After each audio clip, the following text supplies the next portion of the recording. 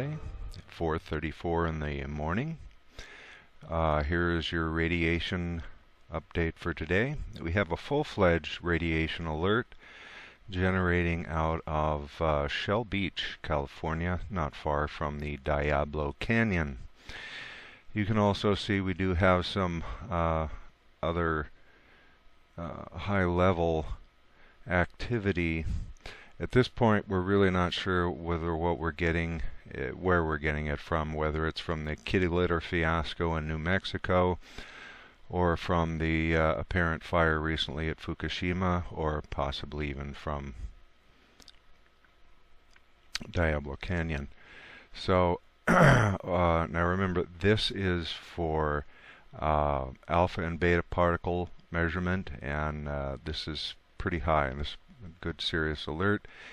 The moderator of this site came in to say after a 4 to 5 day interval of subsided readings, Shell Beach has returned to sustained elevated readings above 100 counts per minute and issuing radiation alerts. Talks a little bit here about the setup of the equipment and so forth.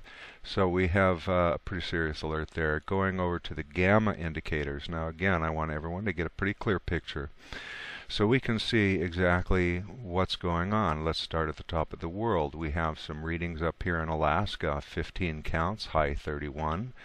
Going down near Anchorage, we have 12 counts, high 27, not too bad.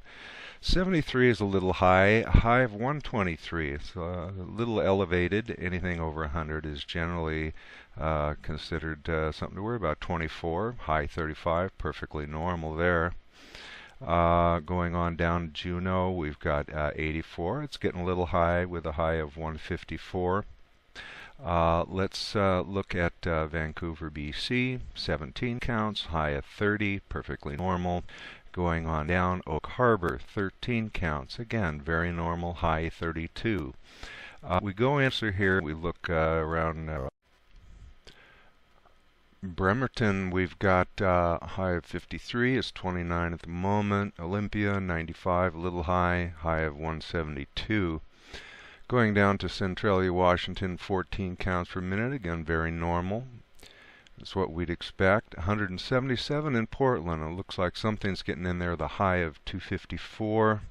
It's a little bit bad. Going over here by near Hanford, we got 234 in Highland, Washington. Okay, that's a little up there. Let's go on over here. We got alert in Billings, Montana, or Butte, Montana. It's been there for a while now, but see, that's only 33. High of 46, but what was the low? You can see the low is almost nothing, so that's why the deviation set off the alarm from nothing to a bit. And then that's where these things are relational. The alerts are relational. Here we had a high of 292. One point during the day. Eureka, we have 161 with a high of 189. Not good. All right, going down here. We do have an alert, 17 it says in Sacramento. However, right next to it here, you can see behind it, I'll zoom in here, you can see there is an actual alert. Let me see if I can get on that. Here we go, 136.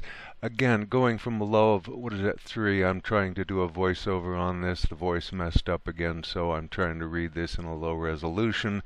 209 in San Francisco. The other day it was well under 100. It had a high of 239.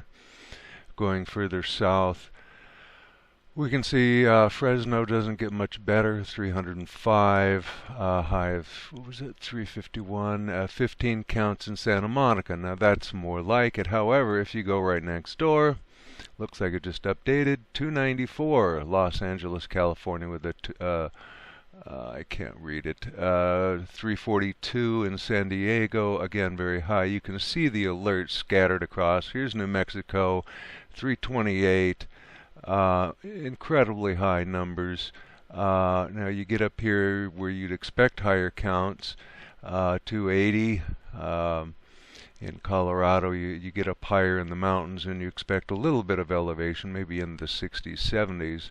Nothing like what we're seeing here. 265 in Denver, 234 And I'll go too fast. Slow down here. 171, 251 in Kansas City. Des Moines had the 171, high of 423. These are really high numbers. Okay, 157, but a high of was it 240? St. Louis. You can see the alerts scattered all over the map here. Now, this one is normal. This is kind of surprising. I almost suspect that one. Yeah, right next door we got a 235 with a high of 421. These are not good numbers. To live in these conditions under a sustained period of time is going to cause some problems. Was it 400, 272 currently, Harrisburg, Virginia. Now this one is down. This was earlier. This Richmond here had a very high. I think it was like almost a 500 or something earlier. Very concerning. Raleigh, North Carolina, 408. Look at that high. These are just insane numbers. We should not be seeing these. So whether it's from whatever it's from, but you can see the Pacific Northwest has been spared, wherever this is coming from. It does seem to have come up and then across, so it could very well be from within the United States. As Nibiru Magic always likes to say at the end of his podcast, enjoy it while you can, folks. It is up to the world community, because this is not just a humanitarian aid, as in a famine in, say, Ethiopia or Chad, that the world should come to the aid of because it's the right thing to do. This is a self-interested situation where the entire world can be literally rendered uninhabitable and uninhabited if Fukushima is not controlled. And the reality is that currently there is no known technology which can control Fukushima. And they keep spewing these out of control reactors, and they keep catching fire. This is about the fourth time that fuel pool number 4 has caught fire. And so it just goes on in a picture.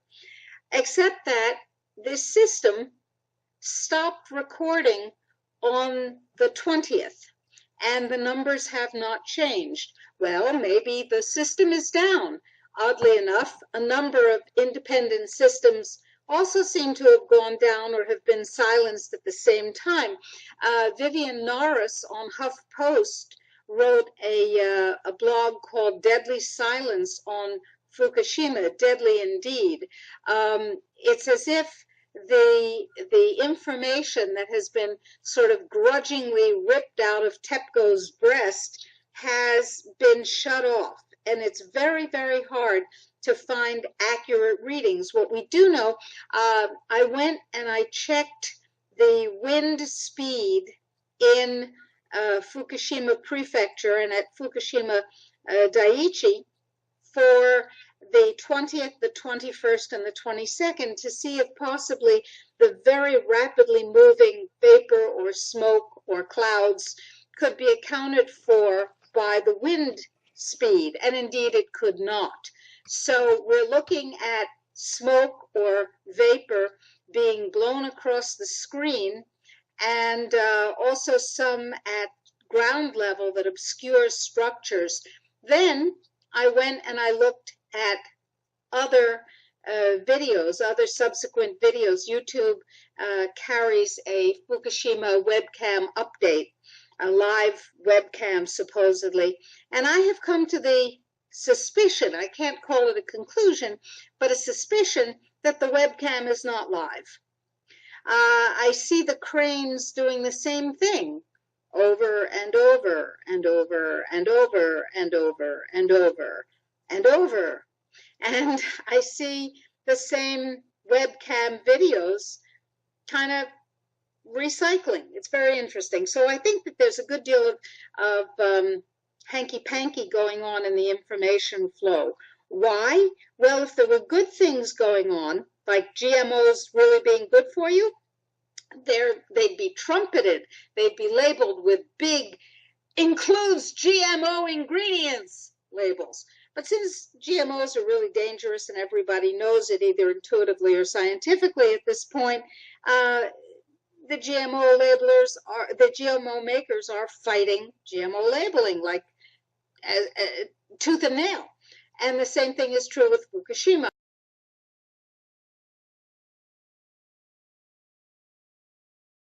That doesn't shut off the methane.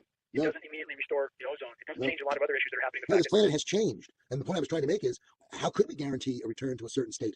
We don't, and how do we have the hubris to think that we can control the state, which is what's been happening? The powers that be have chosen to try to control the climate. Maybe they thought we were heading back toward another ice age. I mean, there's a lot of good evidence that, the warm periods for the past several million years have only lasted for 10 or 15,000 years, and we're 15,000 years into a warm. So maybe they thought they were staving off an ice age. The Earth was in the elliptical phase of its orbit. It was cooling until about 1850. Let me trace through that right now, because I could shine a little light, I think, on what you just outlined. We had the warming that began to occur at the start of the Industrial Revolution, as opposed to the cooling that should have continued to occur.